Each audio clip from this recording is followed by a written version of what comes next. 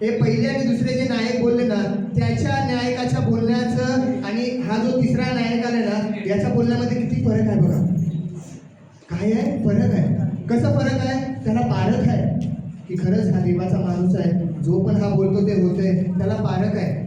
आणि मग त्यांनी काय म्हटलं, तुम्ही खरंच देवाचे माणूस आहे आणि तुमच्या दृष्टीने माझा प्राण आणि माझ्यासोबत आलेल्या या 50 लोकांचा प्राण कसा असावा? मौल्यवान असावा. पुढे पहा, आकाशातून अग्नीचा वर्षाव होऊन, पहा आकाशामधून अग्नीचा वर्षाव होऊन पहिले दोन नायक त्यांचे 50 शिपाई व त्यांचे 50 शिपाई भस्म झाले.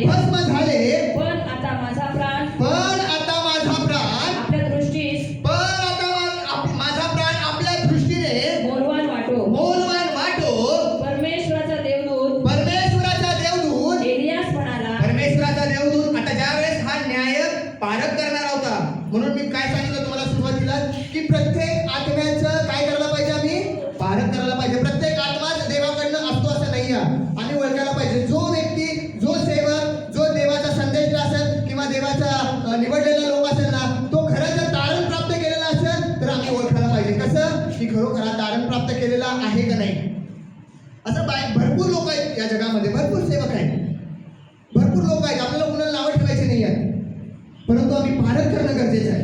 जसं या नायकाने काय केलं, तिसऱ्या नायकाने पारख केलं.